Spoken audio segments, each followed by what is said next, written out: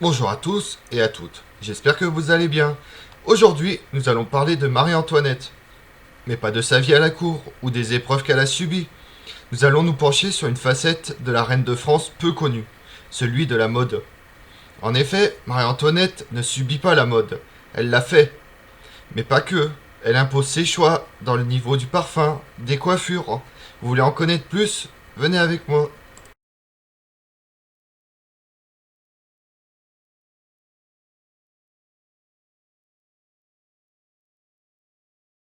Sa créativité permet un rapide développement de ses affaires. Elle allège les silhouettes avec des paniers plus légers et moins encombrants, lance la mode champêtre, les robes mousselines et les robes de grossesse. Sa clientèle est essentiellement aristocratique.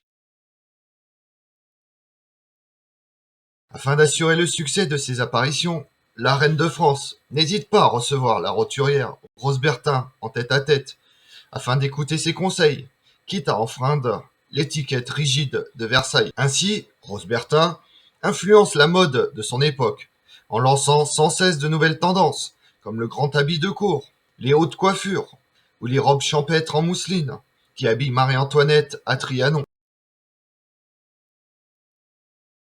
Si Marie-Antoinette fuit le plus possible les rigueurs de l'étiquette, elle ne peut toutefois s'en affranchir complètement.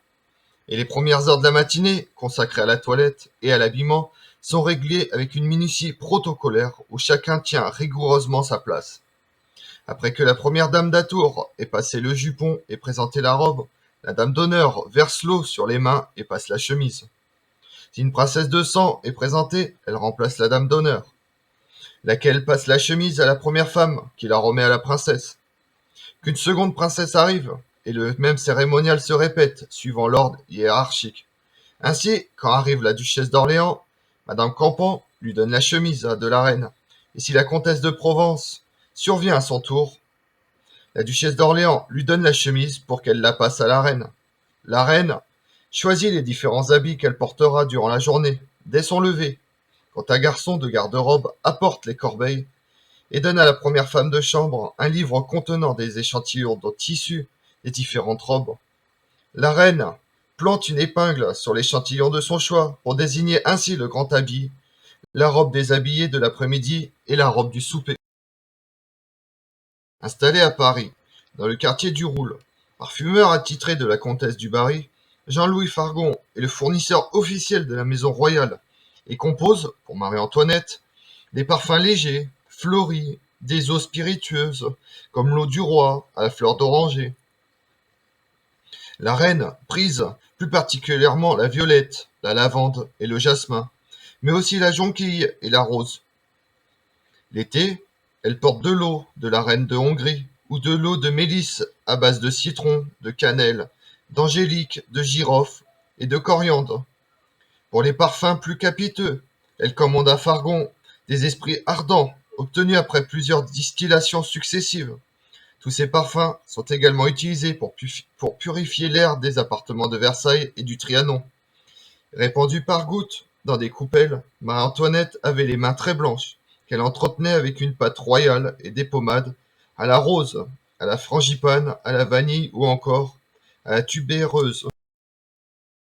Coiffeur attitré de la reine, Léonard s'était spécialisé dans la confection des poufs de gaze, qu'il pouvait disposer en quantité parfois extravagante dans la chevelure. Les poufs contenaient toutes sortes d'objets, et Marie-Antoinette les mit au goût du jour, non sans provoquer les plus vives railleries. Les coiffures sont créées au gré des événements, dont on parle à Versailles.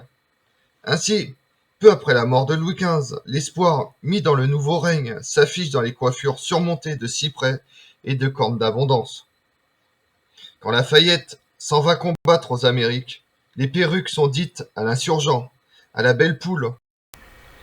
Comme on l'a vu, Marie-Antoinette impose ses choix à l'ensemble de la cour et choisit elle-même avec qui elle veut collaborer, au risque de froisser l'étiquette rigide de Versailles.